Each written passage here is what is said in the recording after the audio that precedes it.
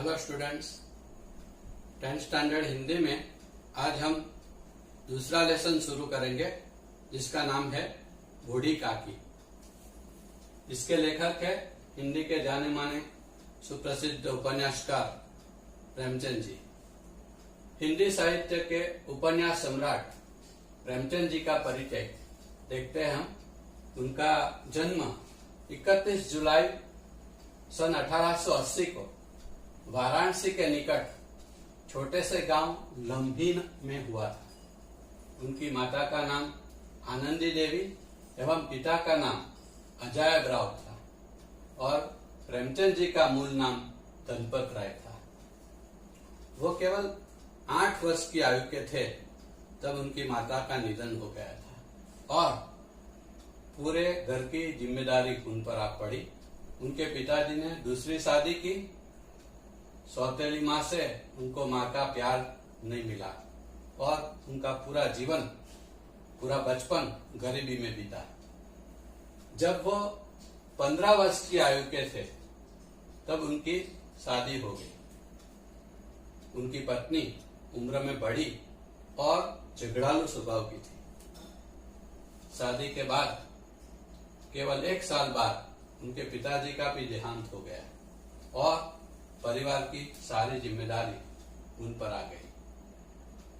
बाद में उन्होंने पढ़ाई जारी रखी। शिक्षा काल के दौरान उन्होंने अंग्रेजी के साथ उर्दू का अध्ययन किया। प्रारंभ के कुछ वर्षों तक वो स्कूल में अध्यापक रहे और बाद में शिक्षा विभाग में सब डेप्यूटी इंस्पेक्टर रहे और आजादी की लड़ाई में भाग लेने के कारण उनको नौकरी छोड़नी पड़ी। नौकरी छोड़ने के बाद वे स्वतंत्र लेखन की ओर मुड़े।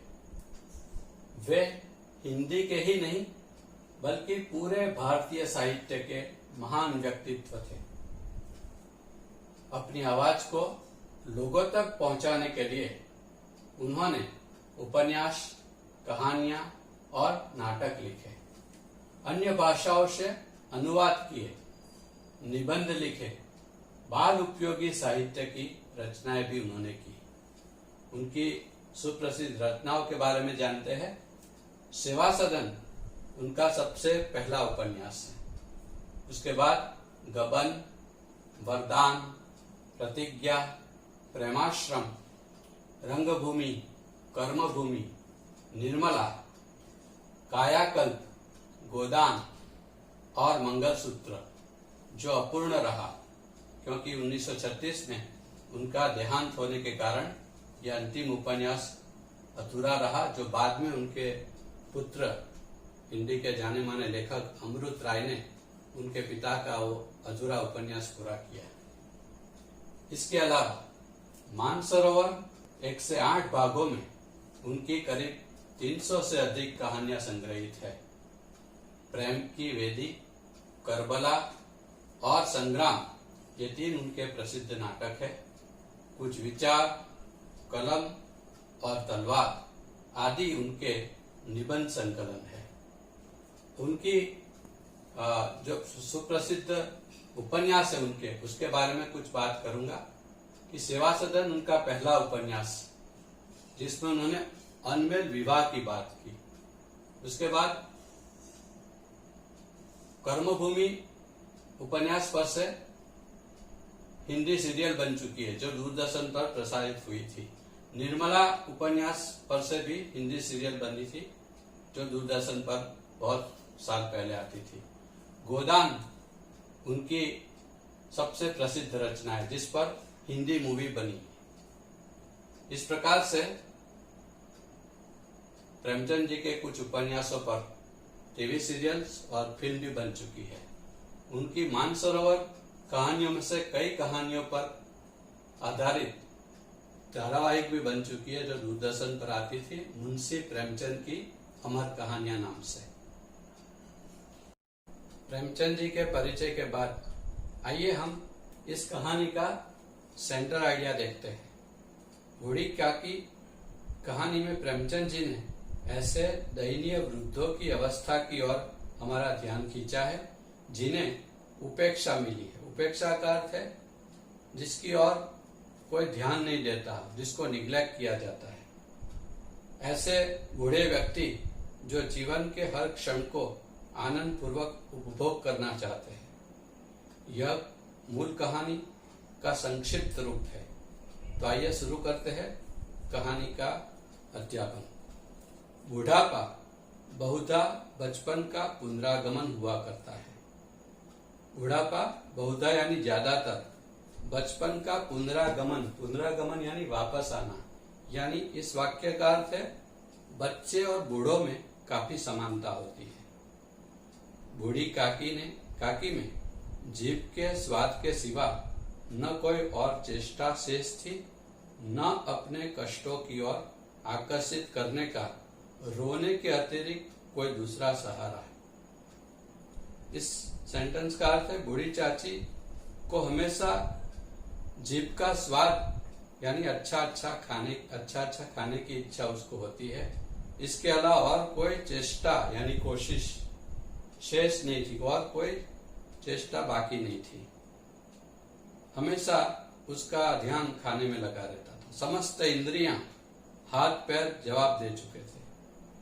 हाथ पैर जवाब दे चुके थे, मुहावरा हाथ पैर जवाब दे चुकना यानी कोई काम ना। उसके हाथ पैर काम नहीं कर रहे थे, जमीन पर पड़ी रहती थी। और घर वाले कोई बात उनकी इच्छा के प्रतिकूल करते, भोजन का समय टल जाता या उसकी मात्रा कम हो जाती, मतलब कम खाना कभी मिलता उसको, अथवा बाजार से कोई नई वस्तु आती और न मिलती तो वो रोने लगती थी। उनका रोना, शिशकना साधारण रोना न था। वे गला फाड़ फाड़ कर रोती थी। गला फाड़ फाड़ कर रोना, खूब जोर जोर से रोना। उनके पति को स्वर्ग सिधारे बहुत वक्त हो चुका था, मतलब काफी साल पहले उनके पति का देहांत हो गया था, वो विधवा हो गई थी। बेटे तरुण हो कर चल बसे, मतलब उनके 2-3 बेटे थे।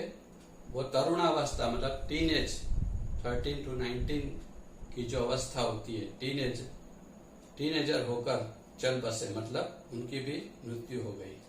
अब केवल एक भतीजे के अलावा कोई न था। उस भतीजे का नाम पर उन्होंने अपनी सारी संपत्ति लिख दी थी।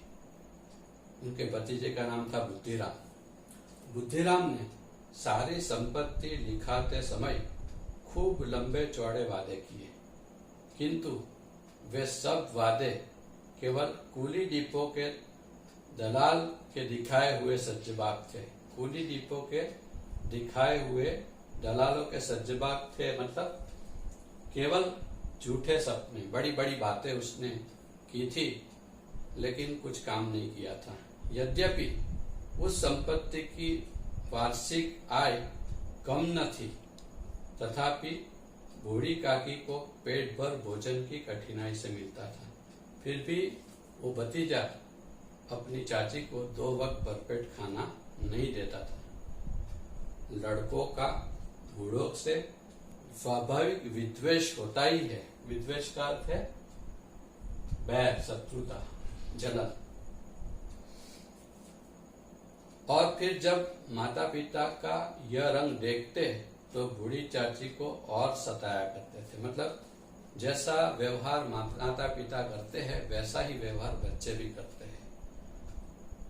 तो जो बुद्धिराम था उसके बच्चे बूढ़ी चाची को बहुत सताते थे।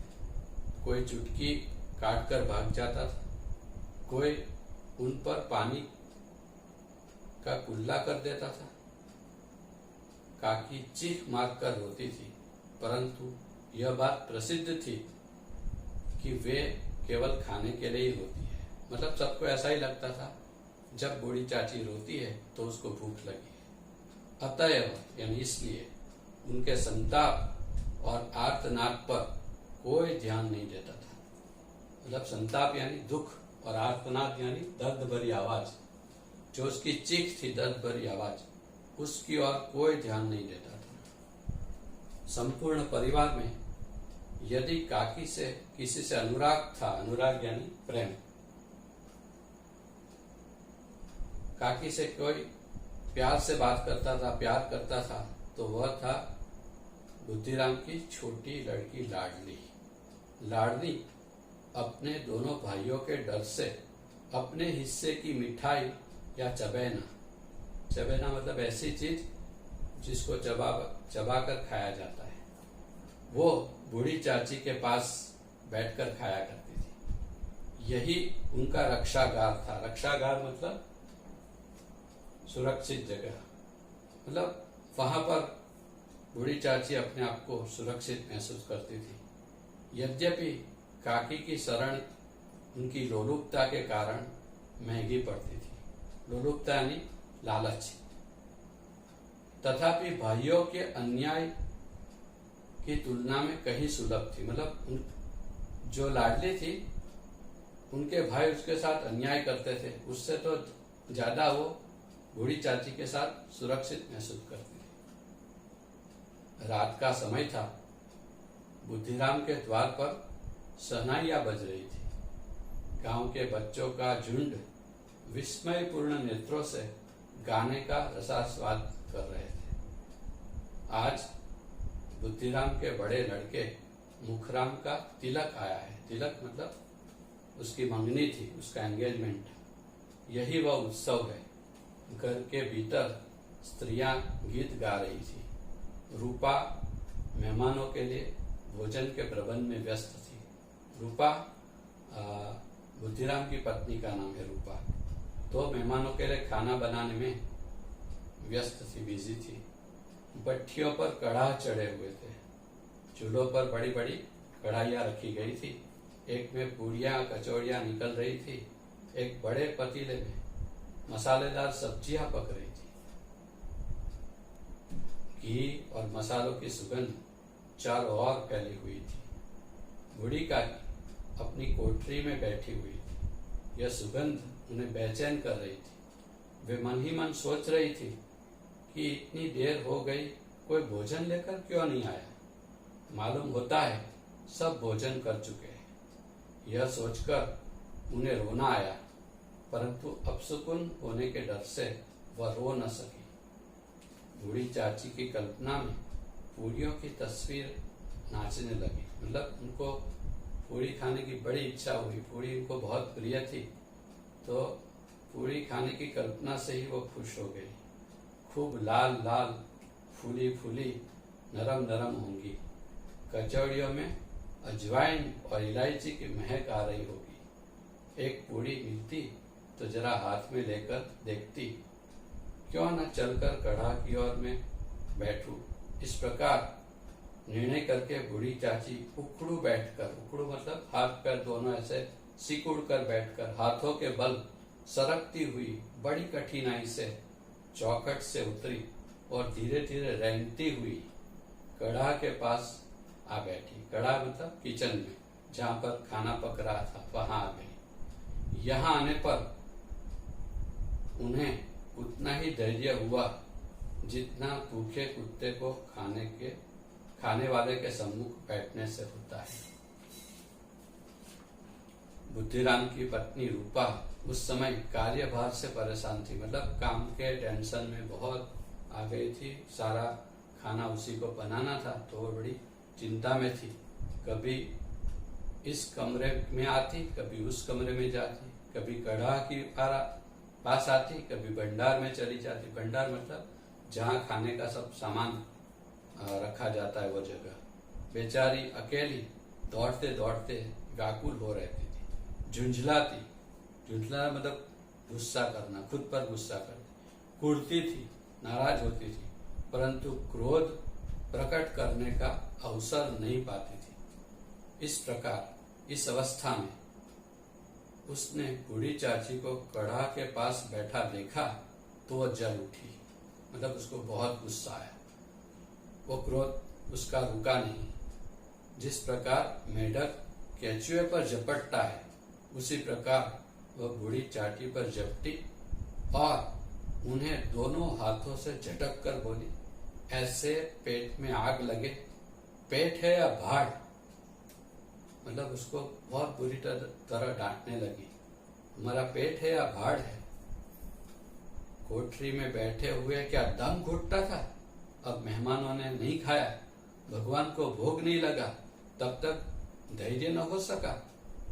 बूढ़ी काकी ने सिर उठाया, न रोई, चुपचाप रेंगती हुई अपनी कोठरी में चली गई। भोजन तैयार हो गया, आंगन में पत्तलें पड़ गई है, मेहमान खाने लगे हैं।